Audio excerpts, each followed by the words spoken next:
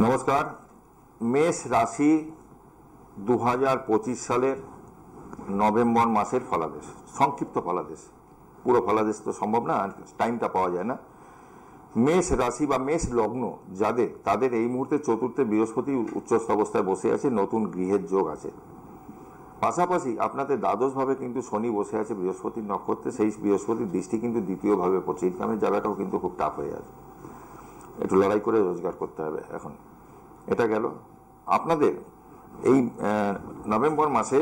আপনাদের কিন্তু আরেকটা চেঞ্জ আসছে, যেটা হচ্ছে ধরুন বকরি, বৃহস্পতি বকরি হবে 12ই নভেম্বর, আর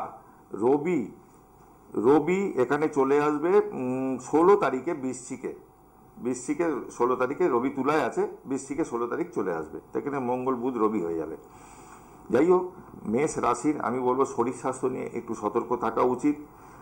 কর্মের যোগ আসতে পারে, নতুন কোনো কর্মের যোগও আসতে পারে, কিন্তু একটু আবার এমনও হতে পারে যে কোনো জায়গায় চাকরি করছেন, সেখান থেকে ট্রান্সফারের অর্ডারও চলে এসছে, এটাও হতে পারে।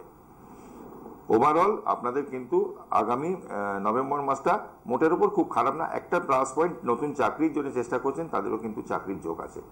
ভালো থাকবেন। একটু বাড়িতে নিয়মিত একটু ধূপ ধুনো কর্পূর এগুলো করবেন, বাড়ির বাস্তুটাকে ঠিক রাখবেন। জয় মা তারা, জয় জয় তারা।